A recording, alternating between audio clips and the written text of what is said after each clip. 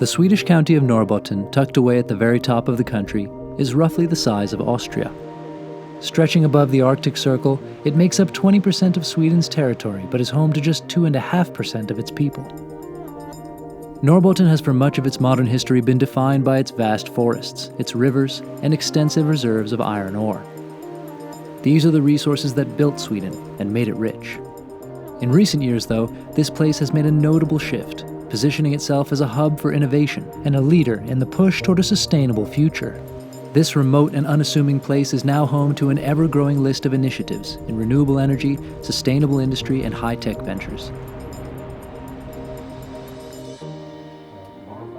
The people of Norrbotten, its leaders and its talent, are looking dozens of years down the road, envisioning the global economy of the future and how they can be an integral part of it.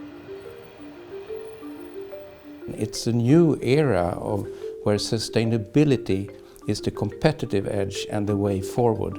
Finding sustainable solution in industry production, and that's what we are doing. But now it's more important than ever before. And that's also bringing investments into this area. So we have all the pieces in that puzzle moving forward. It's a golden moment for Norbotten County right now.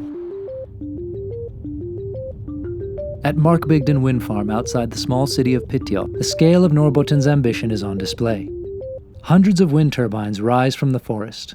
The master plan calls for 1,101 by the time it's complete. Thanks to continuing investments like these, Norbotten has all of the essential preconditions to move toward a carbon-neutral future, and much more quickly than most others can dream of. It has 100% renewable energy. It also has plenty of water. That means it can advance headlong into the brave new world of hydrogen. Norbotten's vision for the hydrogen economy of the future has many fronts, all related. From turning polluting industrial processes green, to developing green fuel for transport, to storing and transporting electricity and more. This is not the only revolutionary thing happening in Norbotten, but it is a central component. At the end of November, state-owned mining giant LKAB announced it would be investing nearly 40 billion euros to transform its operation into one that is emission-free using hydrogen. Not long ago, steel company SSAB launched a pilot project called Hybrid to test the use of hydrogen instead of coal for making steel. Steel production is responsible for 10% of Sweden's total annual CO2 emissions, and if the hybrid model can be scaled up, it will knock those emissions out entirely. In Sweden, we have already electricity generation without using fossil fuel. We have very high quality iron ore, and we have the knowledge and know-how producing high quality steel. So we have everything we need to really do this significant breakthrough development step. And if you can show this works both technically but also commercially at a large scale with economical viability, then many others will follow. So this is really a very exciting moment for Sweden as a country. So the whole world is watching.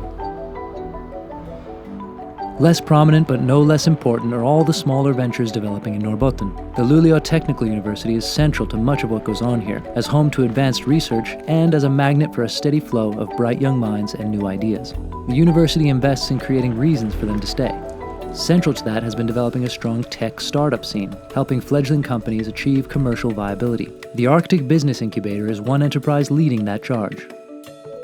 The startup sector brings diversification in the type of companies that we have up here, which means we're more sustainable in different financial situations. And if we have a strong startup scene, we can have students come up here and study, and then they can join startups and keep working from here. Small companies in Norbotten are busy finding lucrative niches to fill, in everything from data security to space technology and biodiesel. The one thing Norbotten seems to lack is people. Right now, many ventures struggle to find the skilled workers they need. Norbotten is hoping to counter that in coming years. There's never been like a really financial downturn in north of Sweden compared to other regions of Sweden or Europe. And we always have a very low unemployment rate, but now we have a really, really low unemployment rate, and we really need people to move up here. I think that's our biggest challenge right now. Easy to miss amid the industrial developments and new tech is a burgeoning tourism sector. In recent years, outfits like Tree Hotel have successfully marketed the life amid nature that's such a mainstay of Nordic existence. It's not uncommon for one of these tree houses to command over €1,000 a night. One of the most recent openings, Arctic Bath, flips the classic overwater bungalow of sunnier climes on its head, placing a handful on the Luleå River. The central attraction here is the cold bath cut out of the river ice, and of course, a sauna before and after. Fanny Colas has found a similar market for the far northern experience among international visitors. Originally from France, she felt the pull of the north herself, and now lives here, setting up Nordic experiences and offering translation and guide services, mostly to French visitors. I really love the quality of life that I found here in the north of Sweden. It's a very quiet place, but at the same time, people keep creating things and very enthusiastic about having new people, starting new businesses. You can decide if there is nothing going on or a lot going on, actually. I can stay in my house for a day without any sound. Then if I start to connect with people around and work a little bit and things like this, you realize it's so much going on. So it's very interesting, this contrast. Sweden's Agenda 2030 seeks to set standards for a sustainable future in all areas of life. And Norbotten is out to prove that with the right level of ambition, saving the planet, improving energy security, and quality of life can all be done, and can be done profitably. When it comes to the sustainable growth, my take on Agenda 2030 is actually that it's not only necessary to save the planet, but it's also good business. And therefore, we have a good start here because sustainability has been in the blood for a long time. To use the nature, to live in harmony with nature, and also to extend that into the industry sector. It's such a big opportunity for big business, and I see it's the only way.